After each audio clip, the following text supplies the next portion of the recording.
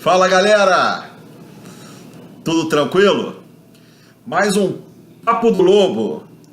Dessa vez com Domingos Elias Pedra. Não é mole não. Esse Domingos Elias Pedra não sabe quem é não. Sabe não. Sabe quem é quem? O Aranha. O Aranha é assim. Agora vem cá. Fala, Aranha. O Aranha. Lobão, outro lobinho, outro é ovelha. Não. O papo aqui é do lobo. É, do lobo. Porque a ovelha gosta de ser comida. Vê lá, hein, o lobo come. Você vê lá, hein, Aranha. Obrigado, Dé. Você é um parceirão, cara. Você que é, Lobão. Você que é. Grande ideia. Hoje é o nosso convidado aqui no Papo do Lobo. Bom, assim, a gente vai contar muita história, mas, Dé, eu quero saber de você o seguinte para começar. O futebol brasileiro perdeu a sua essência e por isso hoje deixou de ser referência para o restante do mundo do futebol? Bom, Lobinho, o futebol mudou. Ele mudou. E mudou de uma maneira geral, até porque, para mim, a partir do lançamento da Lei Pelé, a coisa perdeu, os clubes perderam os controles dos jogadores. Os clubes detinham o passe do jogador. Então ele formava o jogador e usava o jogador, e quando não queria mais, ele negociava, liberava, mas ele utilizava os jogadores, aqueles que ele formava. Exemplo, o Flamengo tinha um slogan, craque, o Flamengo faz em casa. Aí depois botaram um adendo, e depois vende. Só que nós vivíamos uma época completamente diferente de hoje em termos de profissionalismo. O futebol ele era semi-profissional. Por que ele era semi-profissional? Porque você recebia salários. Era a tua época. Minha época. Isso. O salário era muito pequeno, mas muito pequeno. Para você ter uma ideia, o Zico e o Rivelino ganhavam na época em torno de 20 mil dólares. Seriam hoje, não chegaria a 100 mil reais de salário. Qualquer bundão hoje, qualquer um, ganha R$1 milhão por mês. Verdade. Uma média de 500 mil, por exemplo, é uma coisa muito comum, muito normal. O time do Flamengo, por exemplo, que é o mais caro hoje do Rio de Janeiro, tem jogador de 500, 600, 700, 800. Né? Salário que o Zico nunca recebeu na vida. Não. O próprio Rivelino, que era o carro-chefe do Fluminense. Né? O Zico, completamente diferente, porque foi um dos maiores craques do país. Mas os tempos se tornaram outros. Por quê?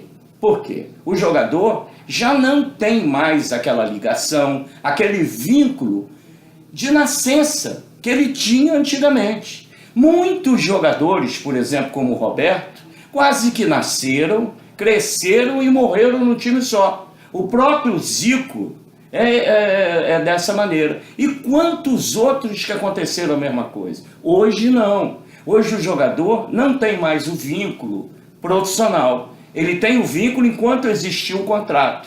E enquanto ele tiver o contrato, para alguém contratar esse jogador, tem que pagar uma multa rescisória para interromper esse contrato. Mas vamos supor, o Everton é um jogador do Flamengo.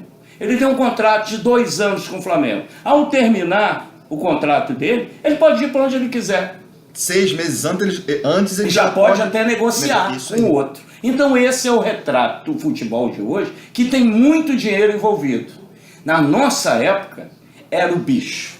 Era o bicho que fazia a diferença. Porque se jogava 8 vezes, no mínimo, por mês. 8 partidas por mês, você jogava 2 por semana. Fora o que você tinha ainda de vez em quando fazer uma excursão à Europa, de vez em quando os jogos amistosos. Que hoje praticamente não existe mais. Não, todos esses jogos, você fazia questão de participar. Você não dava brecha.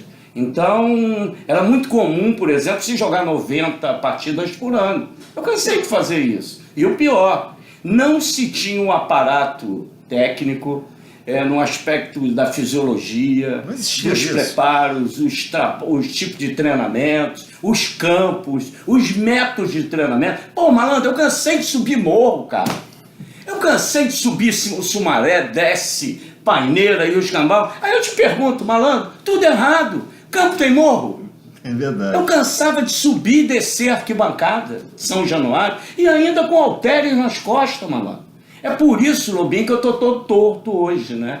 Mas era gostoso pelo seguinte: você ficava anos e anos e anos num clube. Você passava a ter um amor muito grande, uma ligação com os dirigentes, com os torcedores, enfim, com o clube. Existia uma marca, amor, né? Clube jogador. Hoje não amor, tem mais. vestia a camisa com muito orgulho. Mas repito, e era o bicho que te sustentava.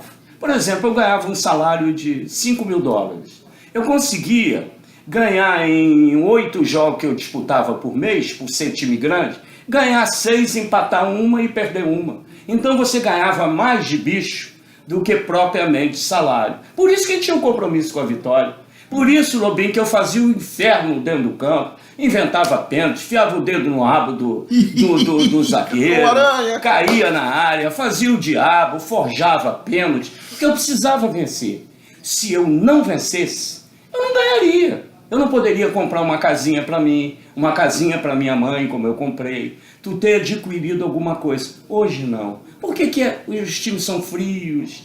Porque, por exemplo, o Flamengo não é um time vibrante como era, como antigamente? Exatamente porque não precisa vencer. No final do mês, está lá aquele salário monstruoso depositado na conta dos caras. Então, meu amigo, não tem que vencer. Vence alguns que têm vergonha na cara. Por exemplo, no time do Flamengo de hoje, eu gosto da atitude do Hever, eu gosto da atitude do Diego, eu gosto das atitudes do Everton, que são jogadores que na hora que o bicho está pegando, eles correm feito um condenado. Ponto esquerdo. Isso. Não o Everton Ribeiro. O Everton Ribeiro, por exemplo, é um craque. É um talento nato, mas só com a bolinha no pé dele. É um tremendo um coçador de saco do cacete dentro do campo. E o futebol de hoje mudou. O futebol de hoje é jogado com intensidade. Olha o time operário do Botafogo. O time do Botafogo, me diga, a exceção do Bruno Silva, que hoje é um dos grandes destaques do time do Botafogo e que não é craque, quem é que faz a diferença no time do Botafogo? É o conjunto. É o conjunto. Eu sou de uma época... É o melhor trabalho do Rio, né? Eu sou de uma época que o conjunto não fazia diferença. A tática não existia na nossa época. Eu estou falando anos 60, anos 70, anos 80, que o craque é que fazia diferença. A tática vinha em último lugar.